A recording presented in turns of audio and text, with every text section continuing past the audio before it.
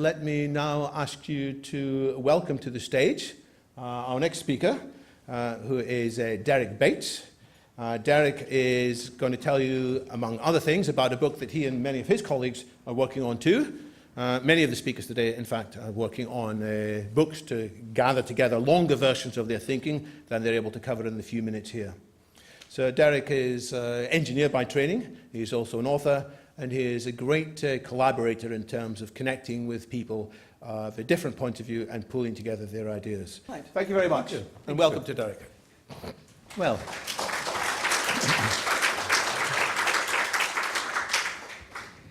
I think what we ought to do is thank David as well for fantastic organisation.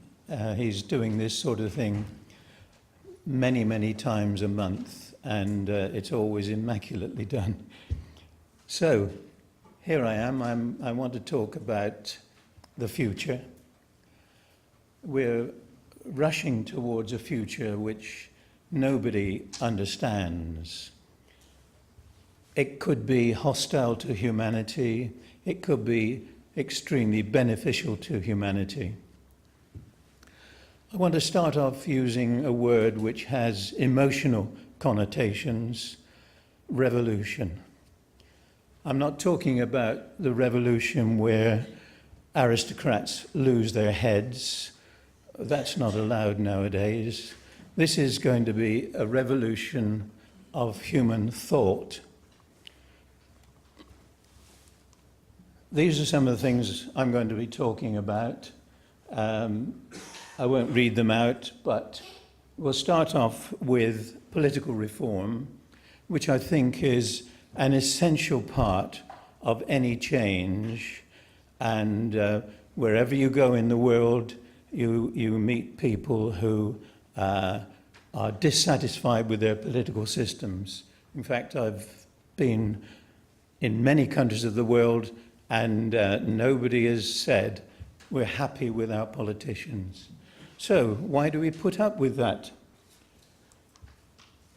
Let me start off by reading a few of the comments from politicians themselves. Here is Douglas Carswell. He's saying the electorate are given the opportunity to choose between Tweedledum and Tweedledee, and that says a lot. Austin Mitchell, who says, we're coming into Parliament pretending to do things when we're just electioneering and throwing custard pies at ourselves.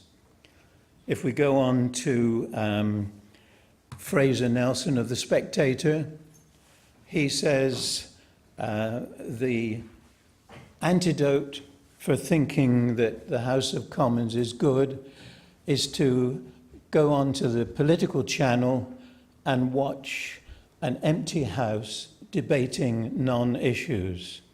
So those things are what we've got.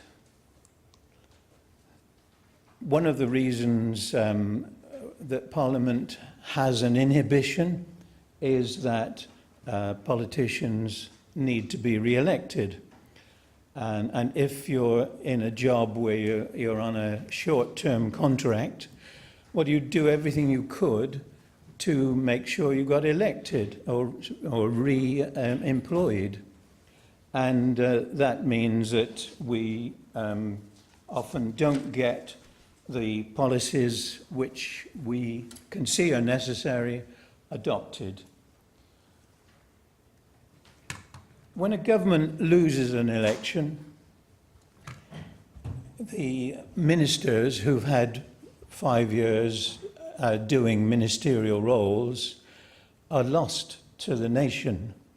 So that experience is converted so that ministers who are then in opposition have to oppose. That's their job. So we get what Austin Mitchell is saying, people throwing custard pies at each other.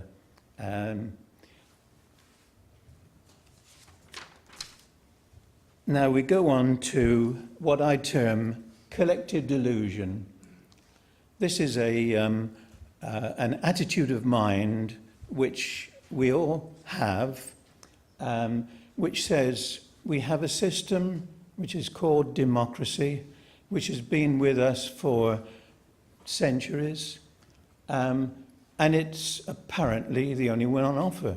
Well, it isn't. There are other possibilities which I'll talk about. And let's go on to Will Hutton, who also talks about the political regime we have and how it breeds futility in many cases. Will Hutton says, politicians lie, are prone to vanity and hubris. They are, to a large extent, emasculated, fearful that they will be exposed or deposed by the media. They owe favours to close supporters that have to be settled, and they overpromise. So that's Will Hutton, and Will Hutton, in case you're not aware, is a very eminent writer. A major problem we have with politicians and with the political system is the lack of training. Ministers can be appointed within days of a party winning an election, and because they have to be appointed, there's no chance for them to get real training. One ex-cabinet minister said after leaving office, when I was appointed, the only experience I'd had was running my constituency office. When I was appointed as a minister, I then had a staff of thousands and a budget of billions. So it's a terrifying prospect. In 2010, the Institute for Government said that there should be training for politicians. This was 2010, and nothing has been done. Most MPs have no training, even though they have critically important roles, and they therefore have little understanding of what they're voting for. This is Zach Goldsmith speaking. And they are little more than lobby fodder.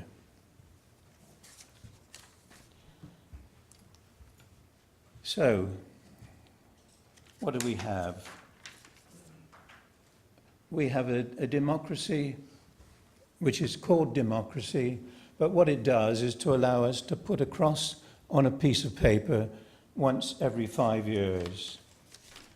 What this means is that we thereby have selected somebody we probably have never met, who will have a policy which is decided by a party, and that policy becomes inflexible.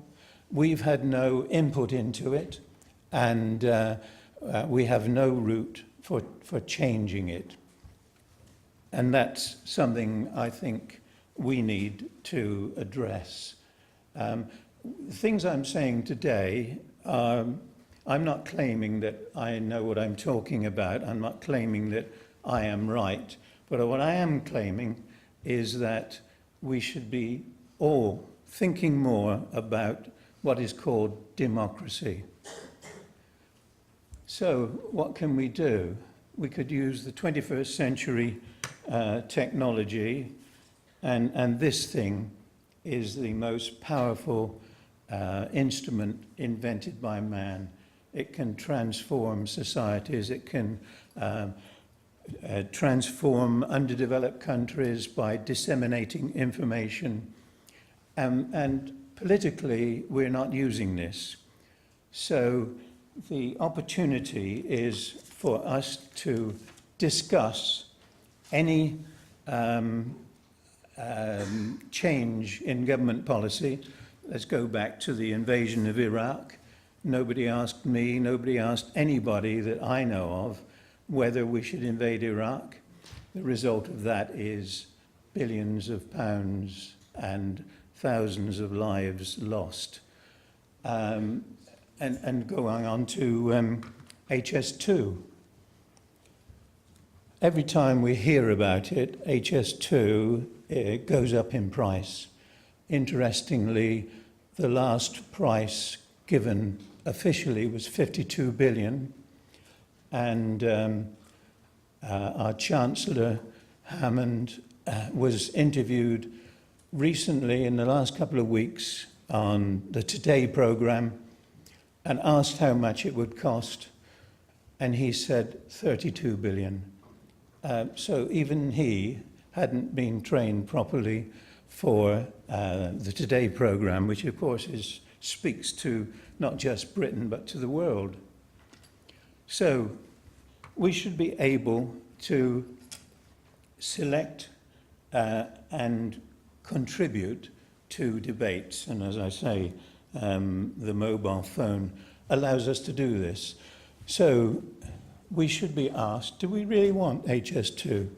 Do we really want to, in the case of Iraq, invade that nation and leave it in turmoil? Those are opportunities that mobile phones give us. So what I'm saying is that the party system as it is wasteful of resources. We should be able to elect people as administrators to replace the ministerial system. 10 minutes, right. Thank you. And thereby allow them to develop 3 policies for us. We, the electorate, via our mobile phones, would vote for those policies, and they would run for 3 years.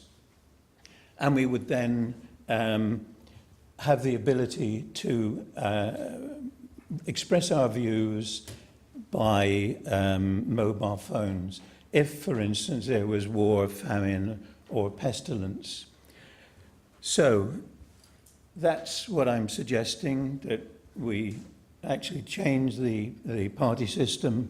We use our mobile phones to express our views, and this can give us real democracy.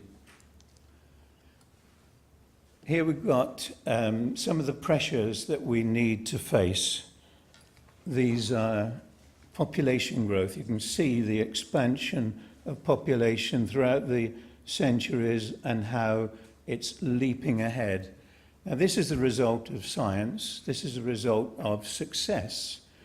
But what it brings, of course, is the difficulty of actually feeding those people and supporting those people. And although we're 7.5 billion or thereabouts now, in the middle of the century it'll be up to 9 billion, 9.5 billion. And already water is a major problem.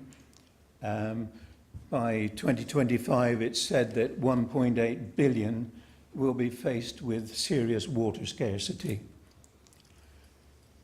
So another thing that we have to change is this hate that is developed between nations and between races.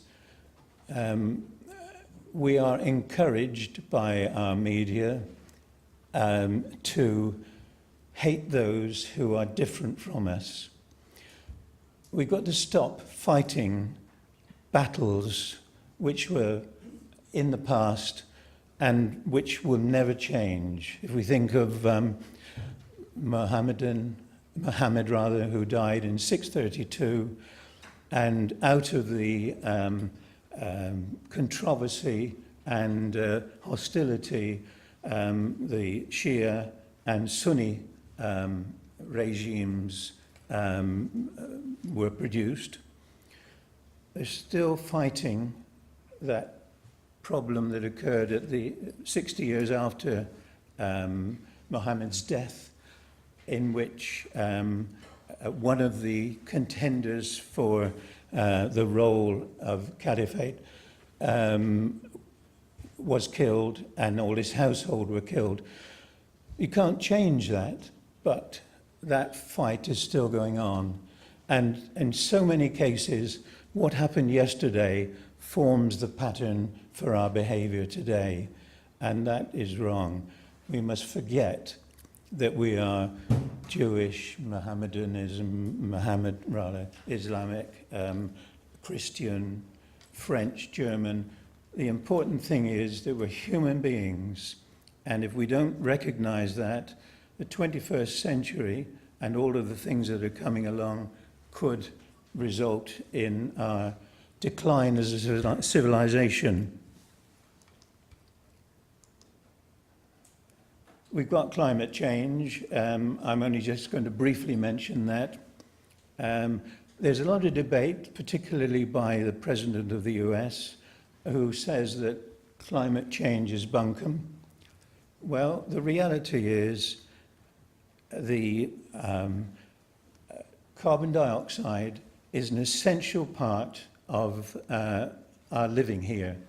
If you took out the carbon dioxide, this would be a snowball. We'd be under 2 kilometers of ice. And that happened many millions of years ago. Well, we've now got, or we had, about 280 parts per million of CO2. We've now got 400 parts per million of CO2.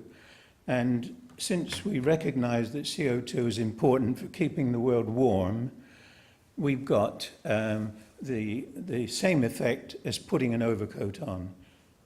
So there's no denying that climate change is happening.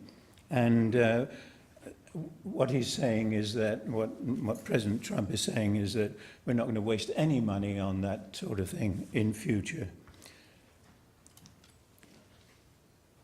So we've got oil. I'm talking now about how our resources are going to be consumed by this population growth.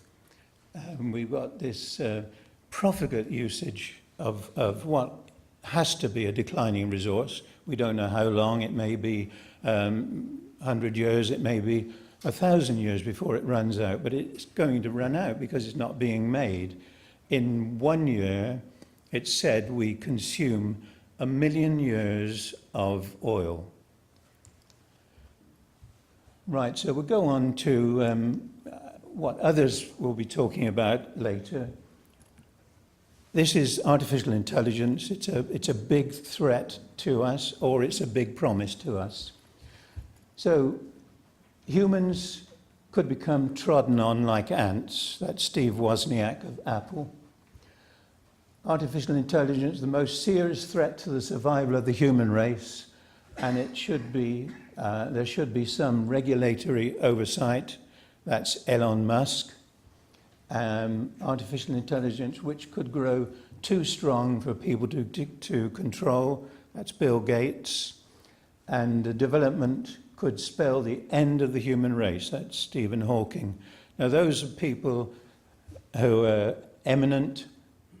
Most of them made their living in IT, and therefore they know what they're talking about. This thing, it's the Amazon Echo. This is the beginning of our indoctrination, because the Amazon Echo, which everybody seems to want, listens to our conversations every day. And a friend of mine who had one was getting so furious with it because she couldn't set it up, she called it a bitch. And what did it say? That is not a nice thing to say. Now, that's the beginning of our manipulation. Now, Facebook, Google, I could go on and on. They know more about us, know more about our tastes, and they manipulate our tastes more than we can do ourselves. As robots become cheaper, we could be given one, which takes care of our needs, and we think how marvelous. It's cooking the meal, it's cleaning the house, but it also, as David has said, responds to emotions. So it could, for instance, see that we drunk too much alcohol and say, you must stop. Well, do we really want that? Do we really want something else looking after us, suppressing us? This is the beginning of the 1984 that we read about. It was published in 1948. But now it can actually happen. As you see, the Amazon Echo can say, that's not a nice thing to say. And that's what's going on. What also is going on is here is a robot. What's it doing? It's producing pizza. And what does that mean? Students lose their jobs. So many of you here probably earned your living as students while you were studying. That will go. That is the result of a robot cooking a meal and delivering it. Well, I've run out of time, so I'll leave you now to David, but thank you for your attention.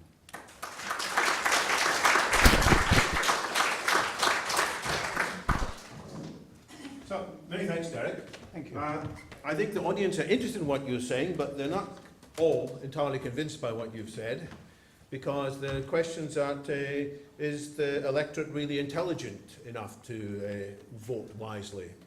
And the real question here is, how do we balance access to decisions and expressions of views with improved education of policies? How do we ensure that if we are spreading around the opportunity to people to influence decisions, that we all know more about what we're saying?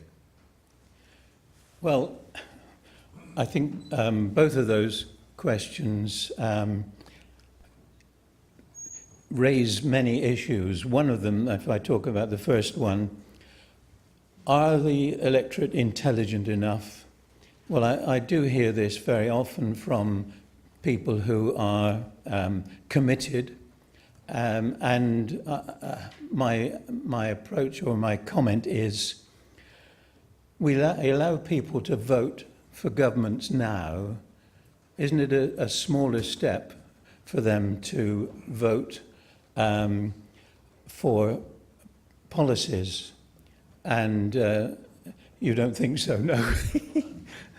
Well, as I say, I'm not saying I'm right, but what I am saying is that we need to debate this.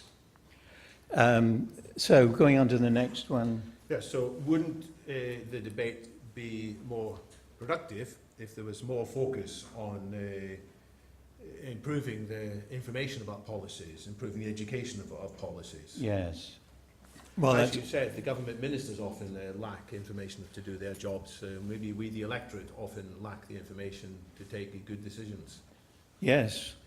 Well, I think part of the reason for the disillusionment we have with, or the disinterest we have with politics is that it's remote. We have no way of influencing political policies. We've no way of influencing HS2, for instance. So, yes, what will happen, I'm suggesting, is that we will have the opportunity to develop an interest. Not everybody, of course, because there are many in the population who think, I'm just not interested. But most of us are interested, and I suggest most of us here are interested. And most of us, if we could influence our futures, would then take a much better and much broader interest in how our nation was being run. Will your slides be available online? Are you going to make these available afterwards? Sorry. Will your slides, Derek, be available afterwards? Oh, yes, they will, yes. And I've actually only gone through half of it. I was going to talk about tax, and Stephen Herring is going to talk about that. But Stephen Herring and I have different ideas on tax. I was going to talk about flexible money, which I think can stimulate economies. So these slides will be on the web. And some of your thinking is also covered in the book, and there's a few copies Yes. available upstairs. Yes, the book Agenda for the Future is upstairs, and 20% reduction today, especially for you. It started off as a novel, so the novel's there as well, and then was expanded into a non-fiction book. There's another sceptical question here. It says, will those in power ever vote for a change in the political process? When you're saying we should change the political process, but isn't there a long history of vested interest hanging on to the way things are done? If not, shouldn't we put more of our efforts into a grassroots movement to facilitate this change? And what would that involve? Yes, yeah. Well, I think that's absolutely right, that we've got an umbrella over us which we can't touch as things are.